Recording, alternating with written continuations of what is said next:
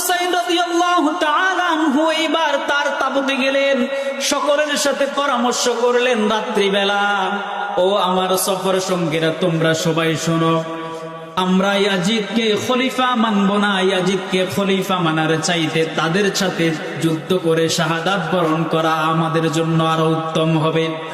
কারণ হচ্ছে আল্লাহ রাব্বুল আলামিন পবিত্র কোরআনের 61 নম্বর সূরা আস-সাফের 4 নম্বর আয়াতের ভিতরে বলছেন, ইন্নাল্লাহা ইউহিব্বুল্লাযীনা ইউকাতিলুনা ফী সাবিলিহি সাফফান কান্নাহুম বুনিয়ানুম মারসুস। আল্লাহ তাআলা বলছেন, আল্লাহ তাআলা তাদেরকে ভালোবাসেন, ওই ব্যক্তিবর্গকে ভালোবাসেন যারা আল্লাহর সন্তুষ্টির জন্য সারিবদ্ধ হয়ে আল্লাহর দ্বীনকে রক্ষা করার জন্য যারা জিহাদ করে তাদেরকে আল্লাহ তাআলা ভালোবাসেন। হযরত হুসাইন রাদিয়াল্লাহু তাআলা তার তাবুতে গেলেন আর সমস্ত তার সফর সঙ্গীদের সাথে পরামর্শ করলেন, আগামীকাল আমরা ইয়াজিদ বাহিনীর সাথে আমরা যুদ্ধ করব। ফজরের নামাজ জামাতের সহিত আদায় করলেন, ফজরের নামাজ জামাতের সহিত আদায় করলেন। হযরত হুসাইন রাদিয়াল্লাহু তাআলা আনহুর ইমামতিতে 40 জন পুরুষ ফজরের নামাজ জামাতে আদায় করেছে। ফজরের নামাজ পড়ে তারা যুদ্ধের জন্য ঝাঁপিয়ে গেলেন। আল্লাহর নবী যেই দিন রেখে গেছে, যেই দিন ইসলামকে রেখে গিয়েছেন, সেই ইসলামকে রক্ষা করার জন্য 10 মুহররম তারা যুদ্ধের জন্য তৈরি হয়ে গেল, যুদ্ধের জন্য বের হয়ে গেল। ফজরের নামাজের পরে ফজরের নামাজে 40 জন মুসল্লির সাথে তিনি জামাতে নামাজ আদায় করেছে।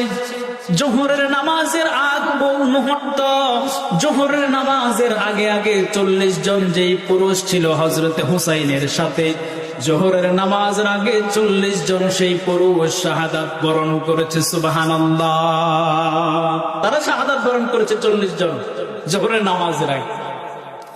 হযরত হুসাইন রাদিয়াল্লাহু তাআলা আনহুর মনে কষ্ট, ফজরের নামাজ জামাতের সহিত আদায় করেছি 40 জন পুরুষের সাথে, যোহরের নামাজের সময় আমি একলা আর আমার সাথে আর কেউ নাই। আমার সফর সঙ্গী যারা ছিল সবাই শাহাদাত বরণ করেছে। আমার ভাইয়েরা, যোহরের নামাজ পড়ার পরে হযরত হুসাইন রাদিয়াল্লাহু তাআলা আনহু তার তাবুতে গেলেন। সমস্ত মহিলা যারা আছে, সফর সঙ্গী নারী পুরুষ সবাই শাহাদাত বরণ করেছে। সমস্ত মহিলা আর শিশুদের সাথে সাক্ষাৎ করলেন, তার বিবি সাহারা বানুর সাথে সাক্ষাৎ করলেন আর বললেন, প্রাণের বিবি রে, আমাকে বিদায় দাও। জীবনে হয়তো আমি তোমার সাথে কখনো তোমার হক আদায় করতে পারি নাই, দয়া করে মেহেরবানি করে তুমি আমাকে আল্লাহর ওয়াস্তে ক্ষমা করে দিও। আমি যুদ্ধের জন্য চলে যাচ্ছি। আল্লাহর রাসূল যেই দিন রেখে গিয়েছে, যেই ইসলাম রেখে গিয়েছে, সেই ইসলাম রক্ষা করার জন্য, ইয়াজিদের সাথে যুদ্ধ করার জন্য আমি চলে যাচ্ছি। ও বিবি, পারলে তুমি আমাকে মাফ করে দিও। আমার ভাইয়েরা, হযরত হুসাইন রাদিয়াল্লাহু তাআলা আনহুর বিবি সাহারা বানু হযরত হুসাইন রাদিয়াল্লাহু তাআলা আনহুকে বললেন, প্রাণের স্বামী রে, তোমাকে আমি মাফ করে দিলাম, তবে আমার কাছে, তোমার কাছে আমার একটা দাবি আছে। আমার কোলে ছোট্ট সন্তান আসগর, আমার নাবালেগ সন্তান, দুধের বাচ্চা আসগর, 8 জিলহজ থেকে মুহররমের 10 তারিখ, 1 মাস 2 দিন হয়ে গিয়েছে। আমাদের পেটে কোনো খাবার যায় নাই, আমাদের পেটে কোনো পানি যায় নাই, আমার স্তন শুকিয়ে গিয়েছে, যার কারণে আমার দুধের ছোট্ট সন্তান আসগর দুধ না পাওয়ার কারণে, পানি না পাওয়ার কারণে আমার সন্তানের জিহ্বা বের করে দিয়েছে।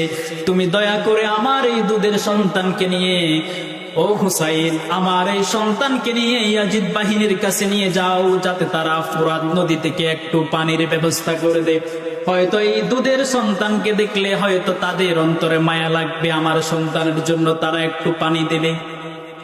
আমার ভাইয়েরা, হযরত হুসাইন রাদিয়াল্লাহু তাআলা আনহু নিয়ে গেলেন আর উঁচু করে ধরলেন, ও বাইতুল্লাহ বিন জিয়াদ, দেখো আমার খাতের দিকে তাকাও, আমার কোলে ছোট্ট সন্তান, আমার সন্তান আসগর, আজকে 1 মাস 2 দিন হয়ে গেল পানি না খাওয়ার কারণে, কোনো খাবার না খাওয়ার কারণে আমার স্ত্রী সাহারা বানুর স্তন শুকিয়ে গিয়েছে, আমার স্ত্রীর স্তনের মধ্যে কোনো দুধ নাই।